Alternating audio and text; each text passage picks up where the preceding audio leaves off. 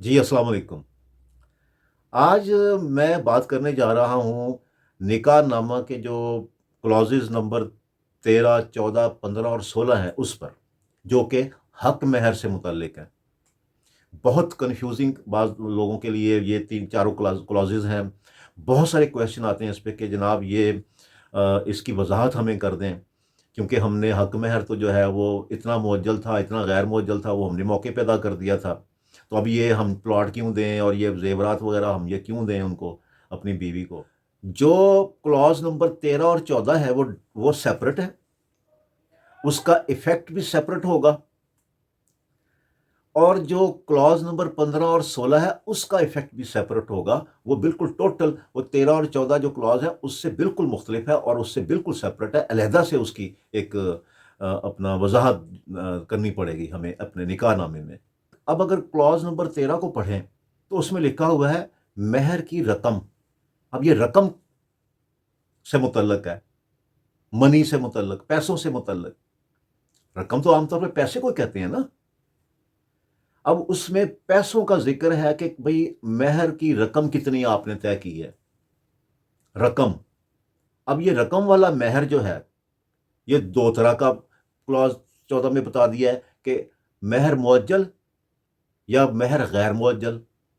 यानी मुअज्जल वो जो कि मौके पे अदा कर दिया है और गैर मुअज्जल वो जो बाद में अदा करना है। गैर मुअज्जल की जगह पे बाज़ दफ़ा लोग इंदुल तलब भी लिखते हैं, जिसका मतलब है कि जब बीवी डिमांड करेगी तो ख़ावंद उसको देना पड़ेगा। बहरहाल क्लॉज़ निकाहनामे की क्लॉज़ नंबर 13 जो है, वो महर की रकम से मुतल्लिक, टोटल महर जितना भी है, उसमें जो रकम है उसको उन्होंने सेपरेट कर दिया। टोटल हक हक महर में जायदाद भी हो सकती है, तलाई ज़ेवरात हो सकते हैं और रकम भी हो सकती है। ये सारा मिलके एक महर बनता है। इस तरह से क्लॉज़ 13 जो है निकाहनामे की, वो महर की रकम को इंटरप्रेट करती है कि महर में जो रकम आपस में दोनों पार्टीज़ में जो एग्री हुई थी, वो कितनी है।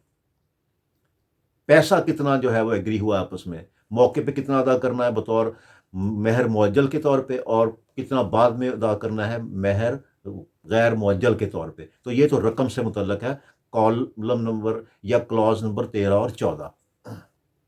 अब आ जाते हैं क्लॉज़ नंबर 15 पे। अब ज़रा इसको पढ़िए। आया महर का कुछ हिस्सा शादी के मौका पर अदा किया गया है? आया महर का कुछ हिस्सा शादी के मौके पर अदा किया गया है? अगर किया गया है तो किस कदर? अब शादी के मौके पर रकम भी अदा की है मुअज्जल के तौर पे, महर मुअज्जल के तौर पे, और अगर कोई तलाई ज़ेवरात आपस में दोनों पार्टीज़ ने एग्री किए थे तो क्या उसका कितना हिस्सा अदा किया गया है? अब यहाँ पे देखें ना, पूरा मेहर जो आपस में तय हुआ था, हक़ महर जिसे आम अल्फाज में कहते हैं हक़ महर, ये अब इसमें रकम भी आ जाती है और दूसरा भी आपस में जो भी तय हुआ था महर वो भी आ जाता है। जो भी पार्टीज़ ने आपस में तय किया है कि जी मौके पे इतना दे रहे हैं, वो पैसे भी हो सकते हैं और पैसों के साथ ज़ेवर भी हो सकता है। जी मौके पे हम 3 तोले ज़ेवर दे रहे हैं और साथ में 10,000 रुपए दे रहे हैं, और बकाया जो है 2 तोले ज़ेवर या 5 तोले ज़ेवर और बकाया 45,000 रुपया ये इंदुल तलब है या ये महर मुअज्जल गैर मुअज्जल के तौर पे है। तो महर में ना सिर्फ रकम आ जाती है, बाकी भी प्रॉपर्टी आ सकती है। कोई मकान आ सकता है, कोई दुकान आ सकती है, कोई प्लॉट आ सकता है। जैसे मैंने अभी अर्ज़ किया, तलाई ज़ेवरात होते हैं, वो आ सकते हैं। महर तो एक मतलब उसकी उसका कैनवस बड़ा है ना, वो सिर्फ उसमें रकम तो नहीं इन्वॉल्व। तो ये जो क्लॉज़ नंबर 15 है, वो हमसे ये क्वेश्चन कर रही है कि आया महर का कुछ हिस्सा शादी के मौके पर अदा किया गया है? अगर किया गया है तो किस कदर? तो लिखें इसमें कि कोई जायदाद, कोई ज़ेवर वगैरह आपस में तय ना हुआ है, मुअज्जल और गैर मुअज्जल तय हुआ है। या लिखें बमुताबिक क्लॉज़ नंबर 13 और 14, ये लिख दें, इतना सा लफ्ज़ लिख दें, बमुताबिक क्लॉज़ नंबर 13 और 14 निकाहनामा। کہ نکاح نامے کی جو کلاز نمبر 13 اور 14 کے مطابق جناب جو ہے وہ اس کو پڑھا جائے۔ 13 میں مہر کی رقم بتائی ہوئی ہے اور 14 میں بتایا ہوا کہ کتنا معجل اور کتنا غیر معجل، تو 15 خود ہی وضاحت کر دے گی اس بات کی۔ تو یہ جو کلاز نمبر 15 ہے، یہ ٹوٹل بالکل سیپریٹ ہے کلاز نمبر 13 اور 14 سے، کیونکہ یہ پورے مہر کو ایکسپلین کر رہی ہے، ڈیفائن کر رہی ہے۔ اس پہ بہت احتیاط کرنی چاہیے۔ عام طور پہ لوگ لکھوا لیتے ہیں، خاوند کو پتہ بھی نہیں ہوتا، یا بعض دفعہ وہ اتنے اب ایک سوشل پریشر میں ہوتے ہیں کہ وہ اس پہ بات ہی نہیں کرتے، جو بعد میں بڑی مسائل بن جاتے ہیں، تو اس وقت ان چیزوں کو طے کرنا چاہیے۔ اور کلاز نمبر 16 یہ کلاز نمبر 15 سے انٹر لنکڈ ہے، یہ جیسے کلاز نمبر 13 اور 14 آپس میں انٹر لنکڈ ہیں، اسی طرح کلاز نمبر 15 اور 16 نکاح نامے کی جو کہ حق مہر سے متعلق ہے، یہ آپس میں انٹر لنکڈ ہے 15 اور 16۔ اب 16 کیا کہتی ہے؟ کلاز نمبر 16 یہ کہتی ہے، آیا پورے مہر یا اس کے کسی حصہ کے عوض میں کوئی جائیداد دی گئی ہے؟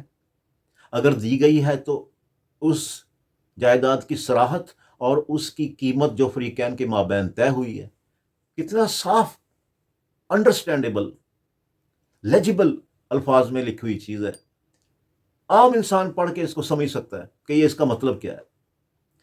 آیا پورے مہر، اب پورا مہر میں بار بار کہہ رہا ہوں کہ یہ کلاس نمبر 13 14 نہیں ہے، پورا مہر پیسے بھی ہوتے ہیں اس میں آ جاتے ہیں، اس میں جائیداد بھی آ جاتی ہے، اس میں موویبل پراپرٹی اور اموویبل پراپرٹی، منقولہ غیر منقولہ دونوں جائیدادیں آ جاتی ہیں، رقم بھی آ جاتی ہے اس میں، جو کہ 13 اور 14 میں جس کی وضاحت ہے۔ آیا پورے مہر یا اس کے کسی حصہ کے عوض میں کوئی جائیداد دی گئی ہے؟ اگر دی گئی ہے تو اس جائیداد کی صراحت، وضاحت کریں اس کی، جو آپ جائیداد دے رہے ہیں مہر کے طور پہ، اور اس کی قیمت بتائیں، اس کی مارکیٹ ویلیو اگر آپس کوئی ہے تو وہ آپ نے لکھنی ہے، یا اگر آپس میں کوئی طے کیا آپ نے قیمت، وہ لکھیں یہاں پہ۔ اب یہاں پہ کویشچن یہ ریز ہوتا ہے کہ یہ خود سے تو نہیں کسی نے لکھ لیا، یہ آپ کے سامنے نکاح نامہ بھرا گیا ہے نا، اس کو فل ہوا ہے، تو یہ تو نہیں کہہ سکتے کہ مجھے تو پتہ ہی نہیں جناب، میں تو اس وقت تو میں نے پڑھا نہیں جی، میں نے مجھ سے سائن کروا لی، ایسی کوئی نہیں ہے۔ آپ کو یہ اگر یہ لکھا گیا ہے تو لائبلٹی، رسپانسبلٹی خامد کے اوپر آ گئی، اس کو بہت احتیاط سے فل کریں۔ یہ جو کلاز نمبر 13 14 اور 15 اور 16 ہے، 13 اور 14 صرف رقم کو بتاتی ہے، اور 15 16 پورے حق مہر کو، جس میں رقم بھی آ جاتی ہے، جس میں جائیداد بھی آ جاتی ہے، طلائی زیورات بھی آ جاتے ہیں، یہ پورے حق مہر کو بتاتی ہے۔ تو ہم یہ نہیں کہہ سکتے کہ چونکہ ہم نے کلاز نمبر 13 اور 14 کے متعلق رقم دے دی تھی، پیسے دے دیے تھے، تو جناب یہ کدھر سے دیں، یہ ہم کیوں دیں؟ پلیز اس کو ذرا غور سے سمجھیں، اس کو دیکھیں، یہ اکیلا رقم کا معاملہ نہیں ہے، مہر جو ہوتا ہے یہ اس میں ہر چیز آ جاتی ہے، جو بھی آپ آپس میں طے کرتے ہیں۔ ان کلازز کو، حق مہر کی جو 13 14 15 اور 16 کلازز ہیں، یہ بعد میں بہت بڑے بڑے ایشو بن کے سامنے آ جاتی ہیں، ان کو بہت احتیاط سے فل کریں۔ میرا نام ہے Agha Zafar advocate, I am from Lahore. السلام علیکم۔